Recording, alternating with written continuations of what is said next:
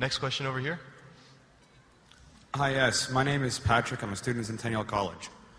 My question is, in Islam it says, Jesus Christ, peace be upon him, is not the Son of God.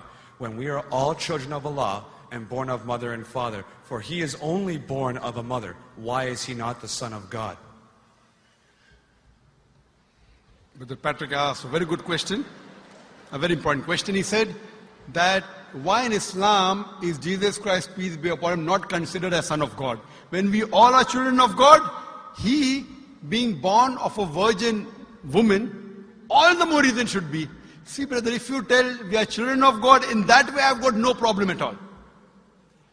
If you read the biblical language, if you say that we are children of God and Jesus is Son of God, in that context, meaning he is person who follows the commandment of God, most verily all the messengers of God, they are sons of God. But the problem is, if someone says he is not a normal son, but he is the begotten son, then there's a problem. Because if you read the Bible have got sons, the God has got sons by the tons.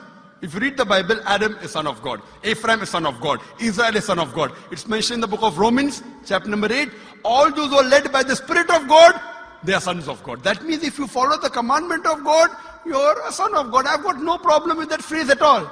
But today, that phrase has been misunderstood. You know, for example, if a young son asks me a question, I said, Beta, son, it's a very good question. He won't mind because I'm elderly, you know. But if I say that begotten son, that means I'm insinuating him. You know, maybe he'll punch me. Fine. So what do you realize? That using the phrase son of God, in the context that we are children of God, we have no problem. So in that context, all the human beings who follow the commandments of God can be called children of God. No problem. But what the Christian says, that no, Jesus Christ, peace, but it's not a normal son. And he quotes Gospel of John, chapter number 3, verse number 16. For God so loved the world that he gave his only begotten son. Whosoever believeth in him shall not die but have everlasting life. Correct, brother? So do you believe Jesus is the begotten son of God? I do. You believe, fine. Now this verse which I quoted, Gospel of John, chapter number 3, verse number 16, it's from King James Version. For God so loved the world that he gave his only begotten son. Whosoever believeth in him shall not die but have everlasting life. Now when you read the Revised Standard Version of the Bible, revised by Thaidu scholars, Christian scholars of the highest eminence, backed by 50 different cooperating Christian denominations, they say that this word begotten is an interpolation, it's a fabrication, it's a concoction, it's an adulteration. Who's saying? Not Muslims, not Hindus. Thaidu Christian scholars of the highest eminence in the Revised Standard Version of the Bible, they say begotten is an interpolation. It's a fabrication, it's a concoction, and they're thrown out of the Bible. So if you say Jesus is Son of God, like Adam, like Ephraim, like Israel, I have no problem. The moment you say begotten, I want to ask you the question, what is the meaning of begotten? Brother, what is the meaning of begotten? You know, begetting is an animal act. It's the function of lower animals of sex. And when you say that he was born to Mother Mary, virgin, what are you insinuating? And if you say, because Jesus Christ, peace be upon him, is God or Son of God, because he was born to Mother Mary, Quran gives the reply in Surah Imran, chapter number 3, verse number 59. Inna masala Isa indallahi ka masala Adam. Khalaqa min turab. That when they say the similitude of Jesus in front of Allah is the same as Adam.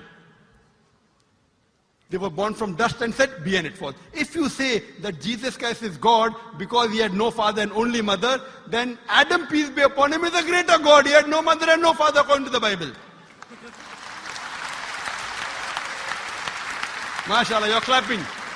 I like it. So if you say Jesus is God because he had no father, only mother, Adam is a greater God, peace be upon him. He had no mother, he had no father. I never referred to him as a God, but Son of God. That's right. Fine. So Adam is a bigger son of God. Right or wrong? By your definition, Adam would be a god, for he has no mother nor no father. Not my definition, not my definition. By the definition of the Christian missionaries. By my definition, he is a messenger of God. Because God cannot beget. I told you in my talk. Lam yalid wa lam yulad. He begets not, nor is he begotten. The moment God begets, he is not God. Son of God meaning pious person, I agree. That's the reason Allah subhanahu wa ta'ala in the Quran, in 99 attributes, he has missed out Ab, father. Why? It's a good attribute, but Allah did not mention Ab meaning father because people started having wrong meaning of the word father. So he used the more difficult word Rab, but did not use Ab. Logically it's fine, but Almighty Allah subhanahu wa ta'ala purposely did not use the attribute Ab in the Quran because people will misunderstand. That's the reason English-wise, saying Jesus is the Son of God, meaning messenger of God, I'm with you. But the moment you say begotten Son, I have objection.